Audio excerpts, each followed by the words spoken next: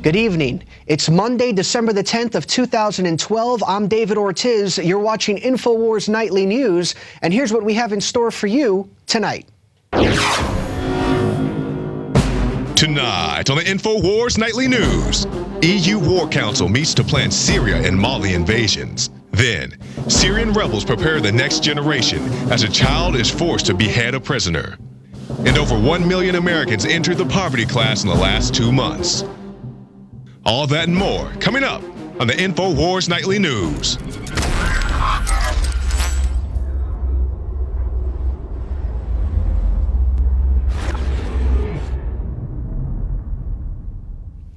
Welcome back. Well, it seems the situation in Syria continues. Military operations are continuing, and the situation continues to get worse. According to an article posted today on Infowars.com by Kurt Nimmo, the headline reads, EU War Council meets to plan Syria and Mali invasions. The article says European Union apparatchiks convened in Brussels on Monday to plot moves against the Syrian regime of Bashar al-Assad and to plan for a humanitarian intervention in Mali. 27 EU foreign ministers will meet with Muaz al-Khatib today. Described as a moderate, al-Khatib is a Sunni Muslim and heads up the National Coalition for Syrian Revolutionary and Opposition Forces, a coalition group founded in Doha, Qatar, that refuses to negotiate with the al-Assad regime and supports the CIA's Free Syrian Army. The Free Syrian Army is currently under investigation for executing prisoners of war and other atrocities. The article also states the centerpiece of the effort to unseat al-Assad is the accusation he will use chemical weapons against his own people. In other words, the mercenaries hosted by Turkey and supported by the CIA and financed by Saudi Arabia and Qatar. So there you go. You've got EU leaders who want to meet with this individual who supposedly represents most of the Syrian opposition force.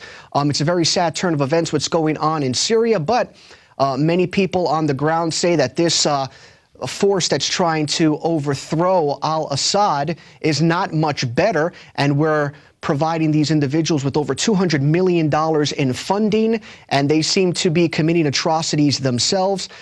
This could obviously spark a regional war as well. Iran is obviously next door as well. So we'll continue to see how these turn of events unfold. But obviously this individual who they're meeting with, al-Khatib, is supposedly a good guy, although many people would question that, so let's keep our eye on that. Now, in more Syrian news, in another article posted today on Infowars.com by Paul Joseph Watson, the headline reads, Video, Syrian rebels make child beheaded prisoner. Video. A disturbing YouTube video shows Syrian rebels making a child behead an unarmed prisoner. Now, it's very graphic footage. The clip shows a child hacking away at the head of a bound prisoner with a machete. The video then cuts to militants displaying the man's severed head while chanting Allahu Akbar. Other beheaded prisoners can also be seen in the footage. And once again, these individuals are supposedly supposed to be the good guys, these Syrian rebels. The Obama administration has given them about $200 million to help them try and overthrow the al-Assad regime. And the article also notes that the New York Times reports that many of these Syrian rebels are members of al-Qaeda. So I thought al-Qaeda was the bad people. I thought we were going to war with them. But, 10 years after the sham of a war, the Iraq war, now al-Qaeda, we're funding them as well. So it's a very disturbing turn of events. And in another article posted today on Infowars.com and also The Independent, there is a reporter by the name of Robert Fisk, and he posted an article that says Bashar al-Assad, Syria, and the truth about chemical weapons. Bashar's father, Hafez al-Assad, was brutal but never used chemical arms. And do you know which was the first army to use gas in the Middle East? Basically, what this article talks about is that he is a journalist who was in Syria in the early 1980s when supposedly the current regime used chemical weapons. He says that that never occurred. He was living in Syria at the time, that never occurred, and that many people are calling him now and saying that military intelligence officials are saying that al-Assad could use those chemical weapons once again.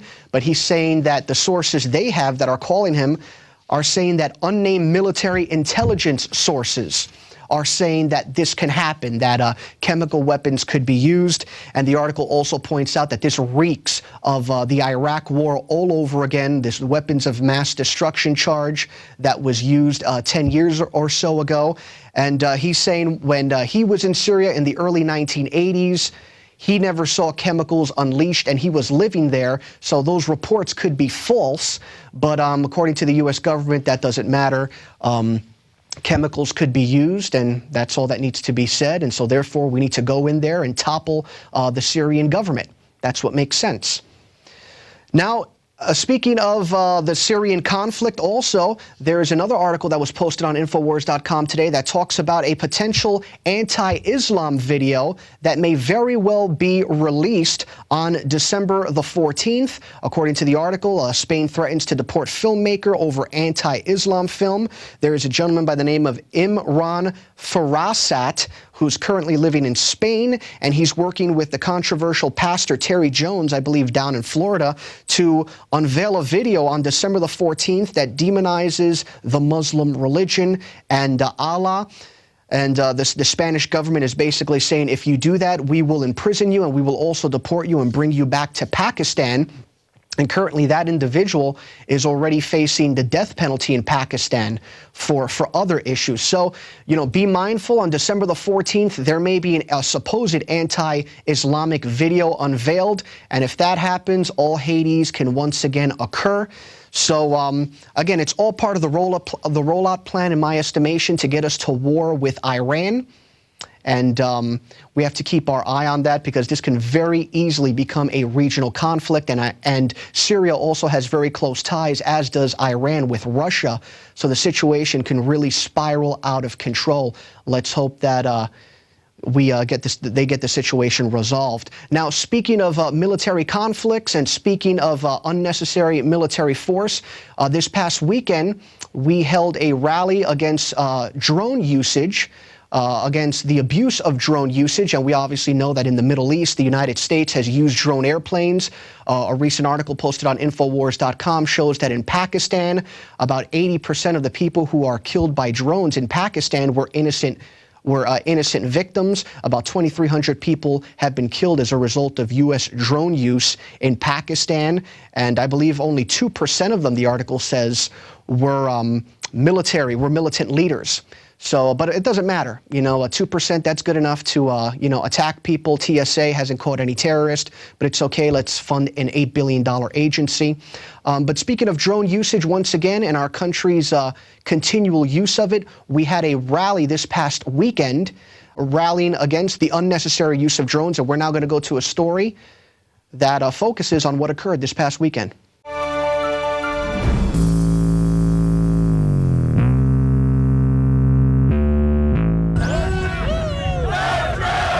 Melissa Melton here at the Drone Mob with Jakari Jackson.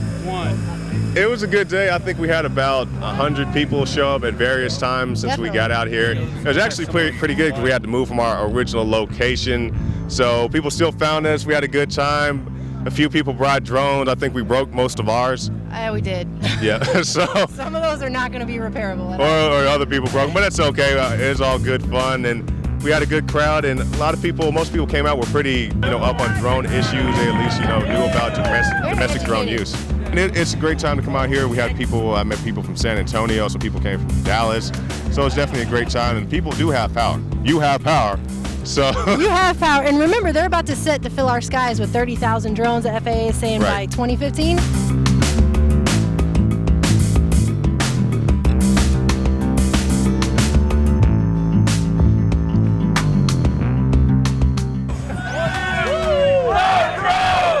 People say, why do you, use drones to protest drones? I mean, these are toys. This is, if it survived today, which I don't know, Alex would probably shoot it anyway.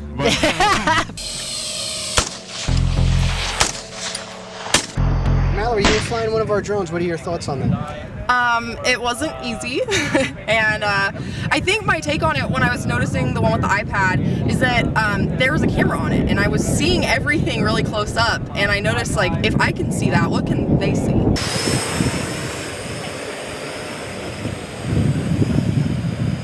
So, Stephen, tell us, why did you decide to come out here today? Well, my concern about the drones, especially now that they're being armed, or, you know, it's just all bad news. Don't like anything about it. Not a problem. You know, and like I said, I think they definitely are. What do you think about the growing surveillance state? I think that it's unfortunate that people consider it necessary, and especially with the technology that's available with our phones, it's ever more prevalent, and the emails that people are getting, I would consider it being hacked into almost. Came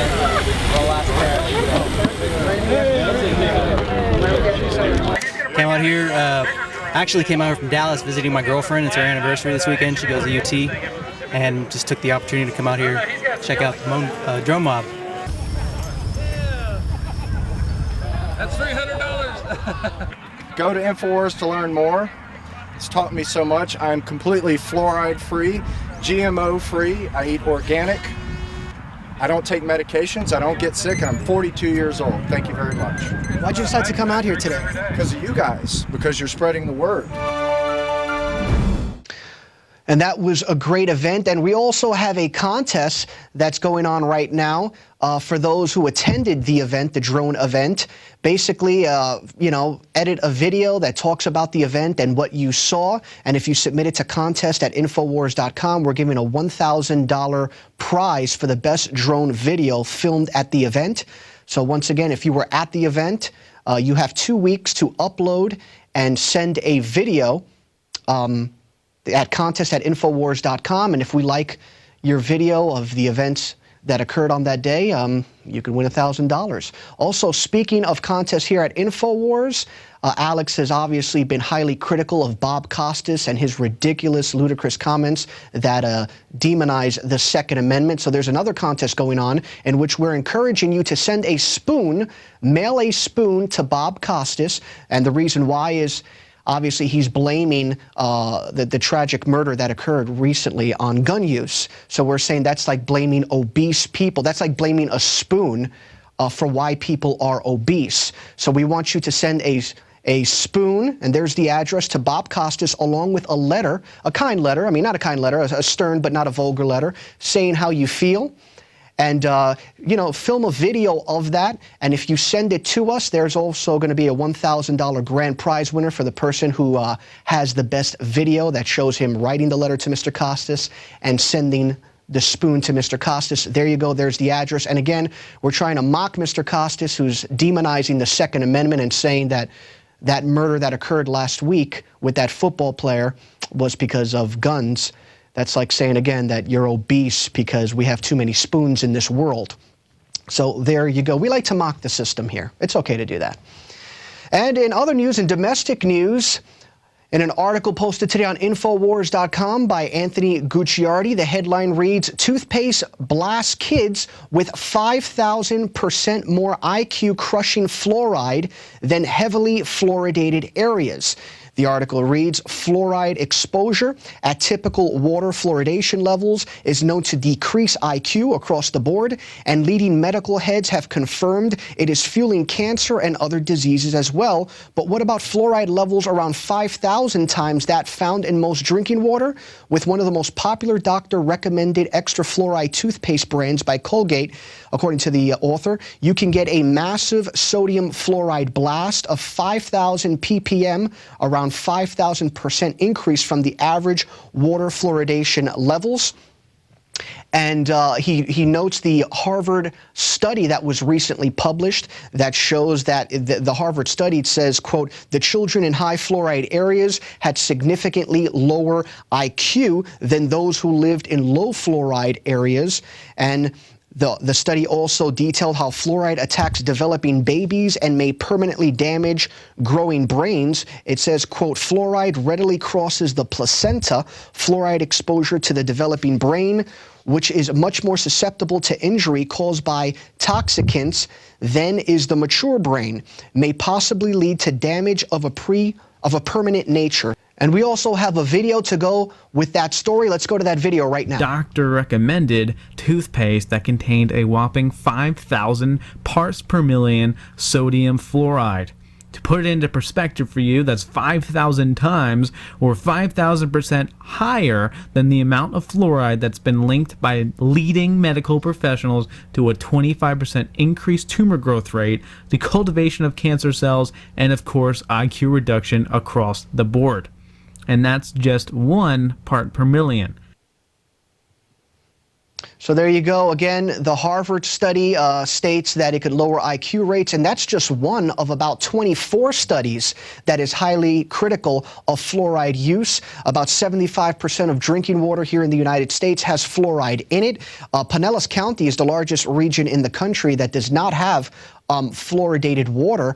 However, recently the council members that supported not fluoridating the water were voted out, and new council members are being put in that say they support fluoridating the water. So we encourage those in Pinellas County, Florida, to fight these council representatives, and we thank Infowars in that area who were able to not put fluoride in the water because of their activism. Also, let's those in the Portland area, the Portland, Oregon area, there's going to be a referendum being held next year to see if residents want to fluoridate their water or not. We wish you the best as well out there, and we hope that you obviously don't fluoridate the water. But 3/4 of our drinking water is fluoridated. It's a sad turn of events.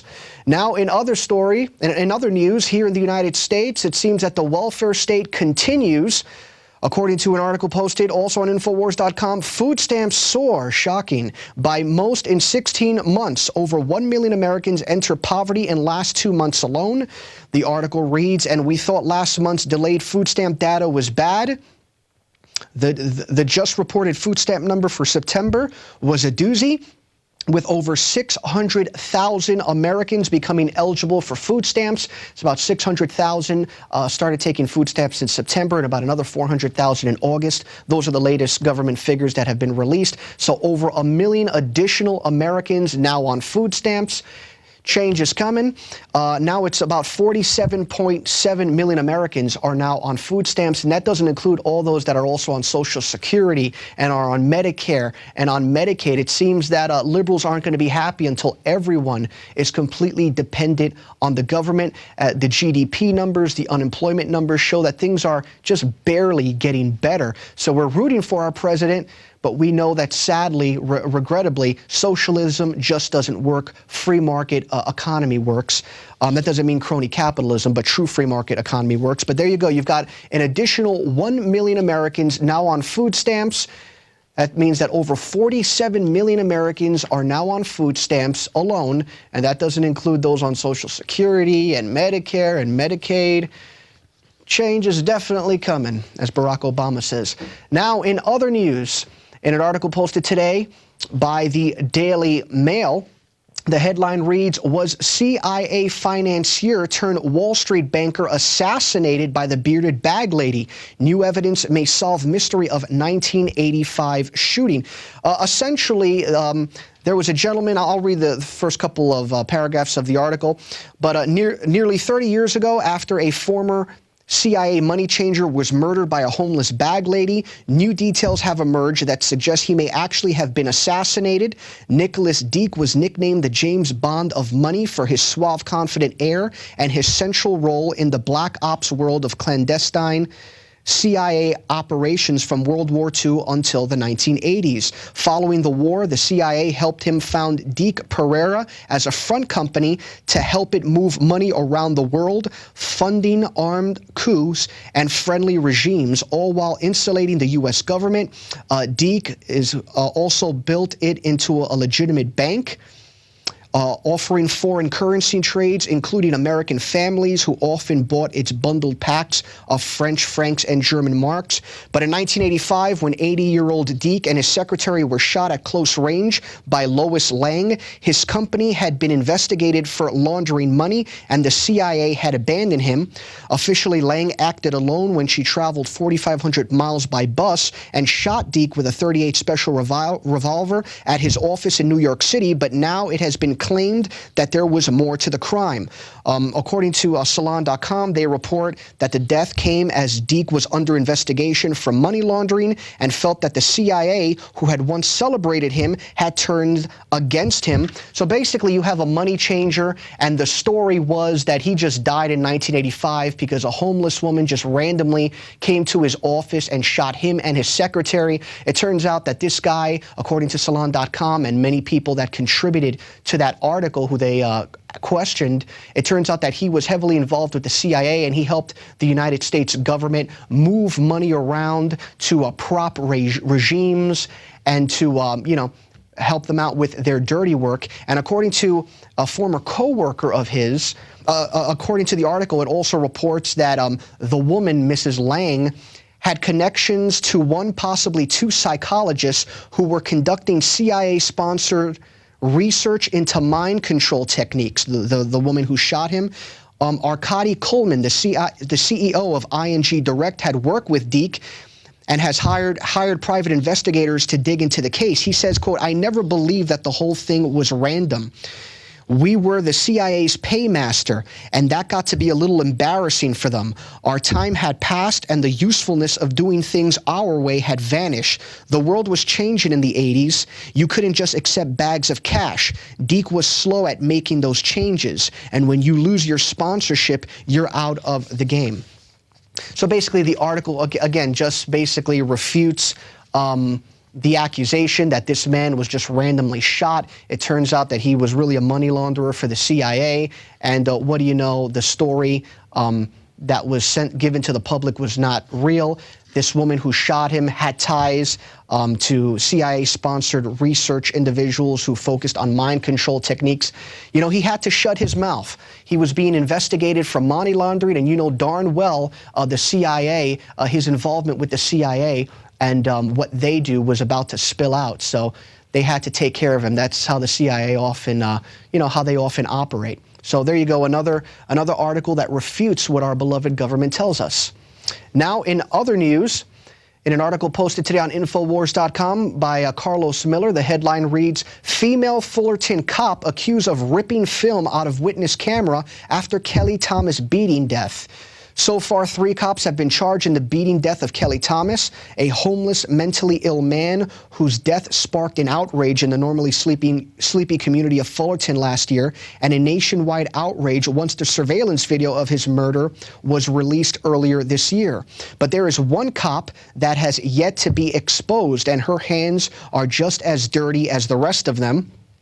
We don't know her name, but we do know she confronted a photographer who had been taking pictures of the grisly scene after the beating and ripped the film out of her camera. So basically, Kelly Thomas is a male. He was a homeless individual who was brutally beaten. And a lot of officers are basically being investigated right now for that. But there is, according to Mr. Miller, he says that when he was in Fullerton recently, he was speaking to the father, Ron Thomas, the father of Kelly Thomas. And Ron Thomas said that he had heard that there was a woman officer, a female officer, who had ripped the camera out of the hand of an individual who was taking pictures of the crime scene.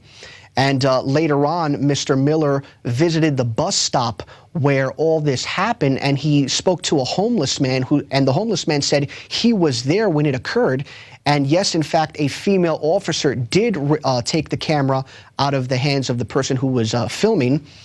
So he's making a plea. If anyone knows what happened, if you know who this female officer was who took the camera from the person who was taking photos of the grisly scene, please make authorities aware of the issue. Now, we obviously know, I've done stories, bad cop, good cop, that, that say that there are bad cops, there are good cops, but there are also, officers who are thugs with badges. We don't think the majority of officers are bad people. We think the majority of officers are good people, but we have to keep an eye and demonize those officers that abuse their position. It's very difficult to fire an officer, to prosecute an officer, and that's why we do these exposés, because they're not above the law. They are public servants. We salute those who are good officers, but if you're a bad officer, you're a thug with a badge, and we're not going to salute you. We're not going to salute you. We think you're trash. So if you're from that area and you know anything about that, please report that to the authorities. And now we're going to go to our daily quote.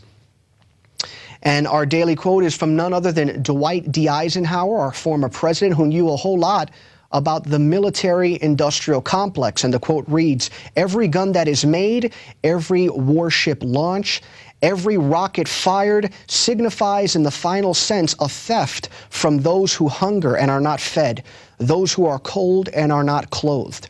And Mr. Eisenhower warned us about the growing military-industrial complex, and it wound up being quite prophetic.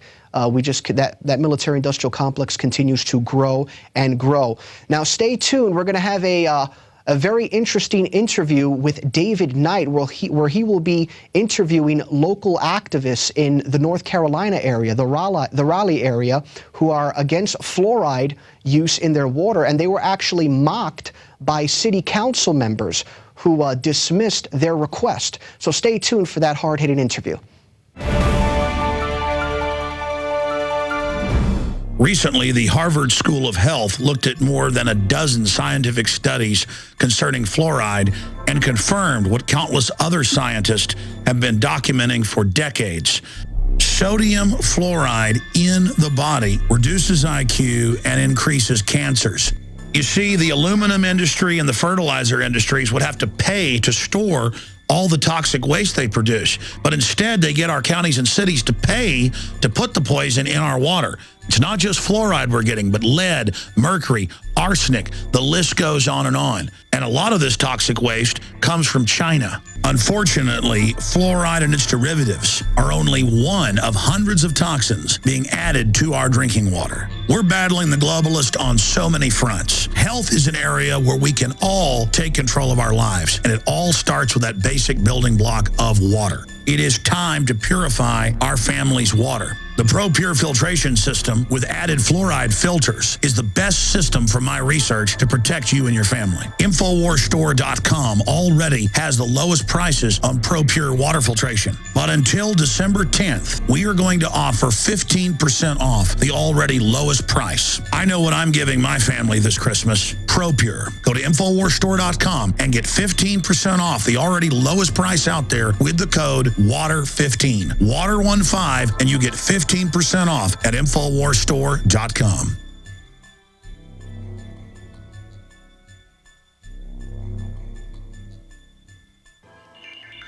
Alex Jones here with a message that could revolutionize health in this country. Going back about a year and a half ago, I began to learn about the incredible health effects of longevity products. Aaron Dykes lost 92 pounds. We're going to show you some before and afters. Aaron, break down what happened, your story. I've worked really hard with diet and exercise to try to lose weight, but I just didn't get the results. It just didn't happen. Then I saw what you were doing with InfoWarsTeam.com.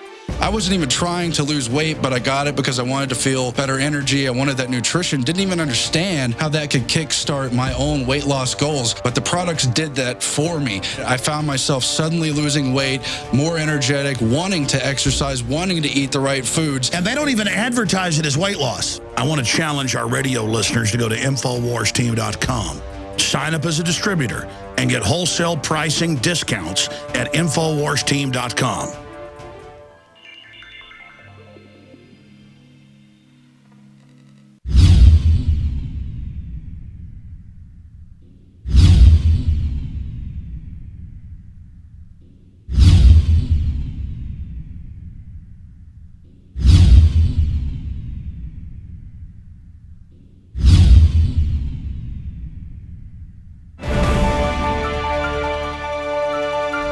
Well, welcome back. If you saw the news article last Thursday, we had some activists in Raleigh go before the city council to talk to them about fluoridation in Raleigh.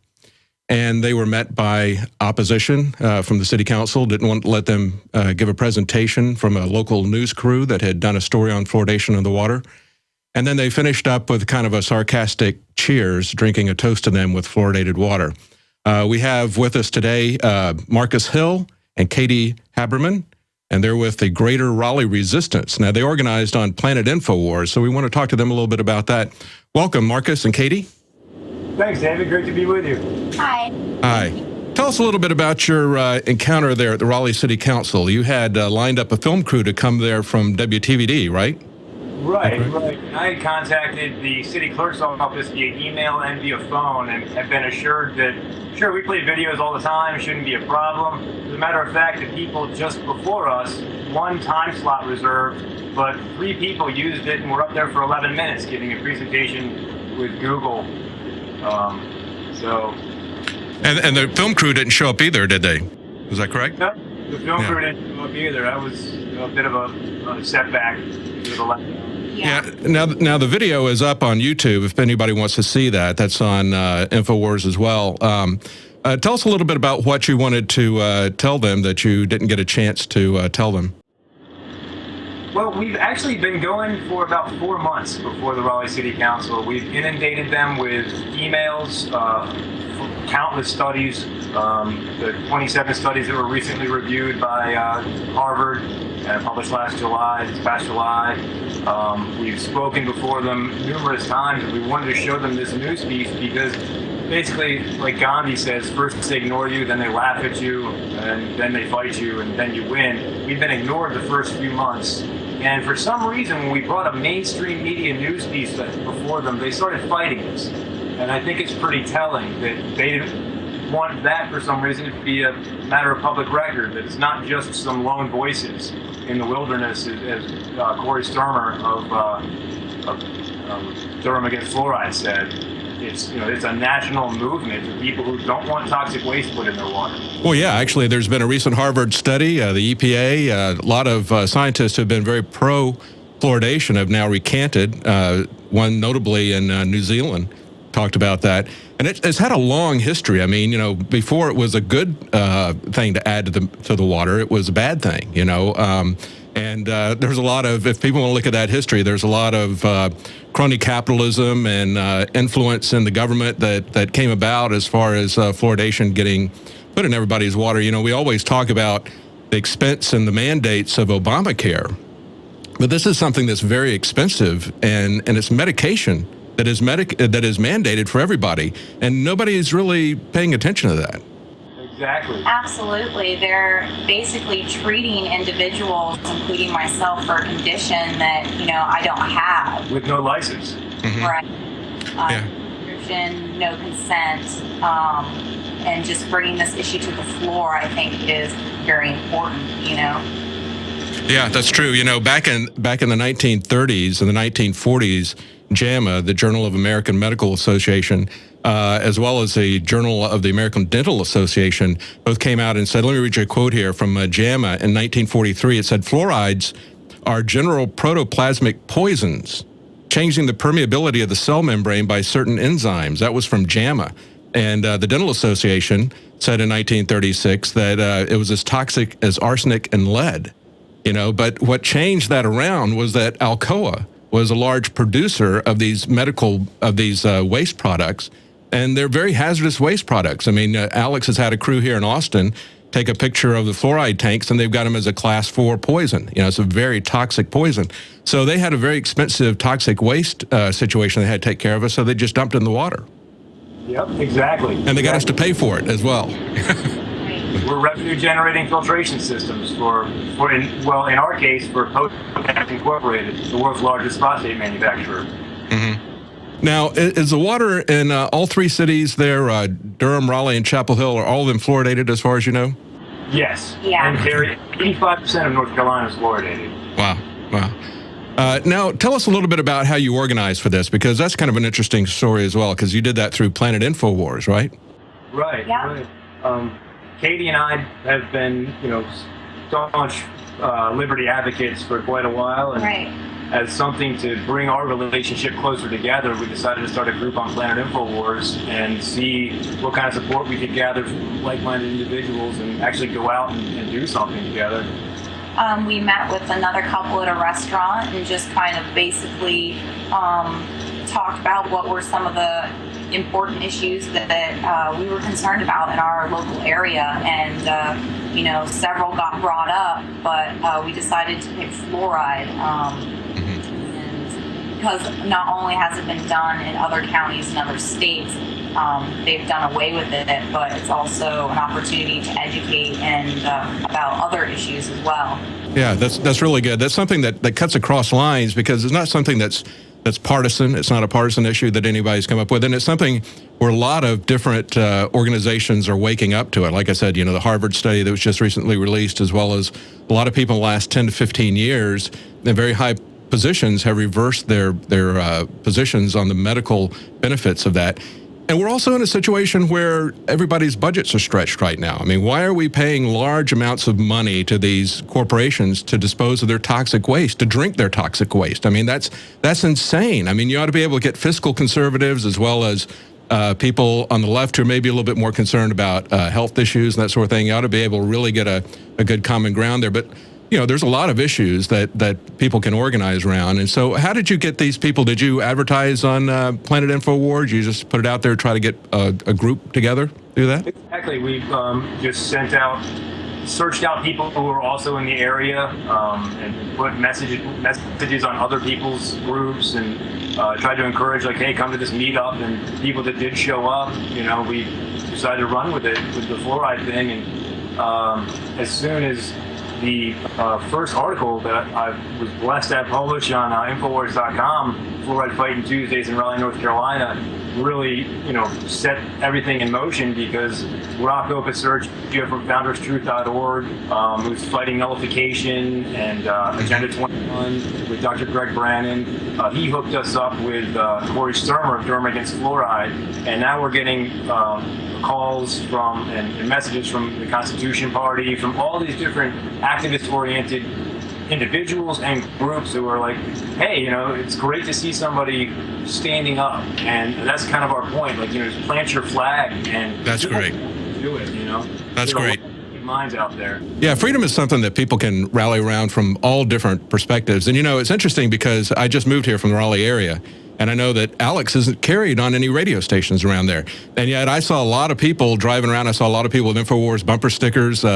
Over on Capitol Boulevard, there was at a shopping center, somebody had planted a Infowars bumper sticker about 20 feet up on a flagpole, on a light pole there in the parking lot. So, I mean, he's around there. People know about Infowars. What you might want to do is try to get people together. I know I contacted PTF while I was there, because you know, they've lost their big money winner on their station, Rush Limbaugh. You know, get people together and try to get him on a station that's large like that, or even some of the other AM or FM stations, you know, that are news oriented around there. That would really help things there. Yeah, that's something we've certainly tried to do. I've made a few calls to, you know, different. What was the one? It's 8:50 AM. Also WRDU. You know, just like, and the more people that can call, the better. Yeah, that's right. Absolutely. Well, thank you so much for your activism. Thank you for taking the lead on this, and you know, we really appreciate you doing that. I know the people in Raleigh, many of them don't understand how you're trying to help them yet, but it's an educational thing, and you know, keep plugging away at it. It's super that WTVD did a great. That's a mainstream affiliate. What are they? CBS or ABC? And it's a fantastic piece. I highly encourage everyone to check it out. Right. Use it to make up people that are like, oh, fluoride, you know, it's no big deal, because it is. And yeah. People. Yeah, we know people that are listening to us will watch it. I know that the City Council of Raleigh is not going to watch it, but other people will, and maybe they can put some pressure in, or maybe just change those people who are in the City Council. But thank you very much. Thank you, Marcus and Katie. Thank you very much. Bye-bye. Well, there certainly is a lot of education that still needs to be done. Colgate has just put out a new toothpaste that has a 5,000% increase from average fluoridation water levels. They wouldn't be doing that if there wasn't a market for it. So a lot of people have not gotten the memo about fluoridation. And like Marcus and Katie, you can make things happen in your community through social networking on Planet Infowars. You know, Alex has said many times, you are the resistance. And this is the way the resistance organizes, through social networking on Planet Infowars. So check it out. You can write articles that'll get featured on Infowars. You can send us emails when you've got events, when things have happened, like this encounter with the Raleigh City Council where they toasted them kind of cynically with the fluoridated water. So consider going to Planet Infowars and signing up. There's a lot of avenues for citizen journalists to get involved there. Also consider going to Prison Planet TV and signing up for a membership there. We've launched Operation Wake the Sleeping Giant on Prison Planet TV. One membership gives you 10 people simultaneously watching the streams and the news that we have there, documentaries, all kinds of things there that'll help people to get educated so they can get active on Planet Infowars' social websites. Well, I'm David Knight. That's it for our news. We'll be back tomorrow night at 7 Central, 8 p.m. Eastern. Thank you.